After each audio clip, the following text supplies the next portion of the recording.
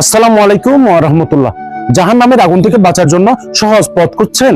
তাহলে সকালে মাত্র একটি আমল আপনার জীবনকে বদলে দিতে পারে। প্রতিটি নতুন সকাল আমাদের জন্য মহান আল্লাহর পক্ষ থেকে এক অসীম রহমত নিয়ে আসে।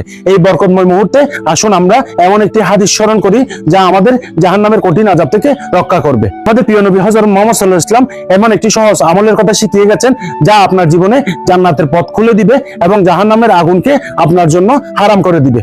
রাসূলুল্লাহ সাল্লাল্লাহু আলাইহি ওয়াসাল্লাম বলেছেন, যে ব্যক্তি প্রতিদিন 10 বার আশহাদু আল্লা ইলাহা ইল্লাল্লাহু ওয়াহদাহু লা শারীকা লাহু ইলাহান ওয়াহিদান আহাদান সামাদান লাম ইয়াত্তাহিস সাহিবাতান ওয়ালা ওয়ালাদা ওয়ালাম ইয়াকুল লাহু কুফুয়ান আহাদ বলবে, তার জন্য জান্নাতে 10টি প্রাসাদ নির্মাণ করা হবে। সুনানে তিরমিজির 3430 নম্বর হাদিসটির বাংলা অর্থ হলো, আমি সাক্ষ্য দিচ্ছি যে আল্লাহ ছাড়া কোনো ইলাহ নাই, তিনি এক, তার কোনো শরীক নেই, তিনি একক উপাস্য, অদ্বিতীয়, মোকাপেক্ষীহীন, তিনি কোনো স্ত্রী বা সন্তান গ্রহণ করেননি এবং তার সমকক্ষ কেউ নেই। এই জিকিরটি মহান আল্লাহর একাত্মবাদ এবং তার মহিমা ঘোষণা করে, যা আমাদের ঈমানকে সুদৃঢ় করে।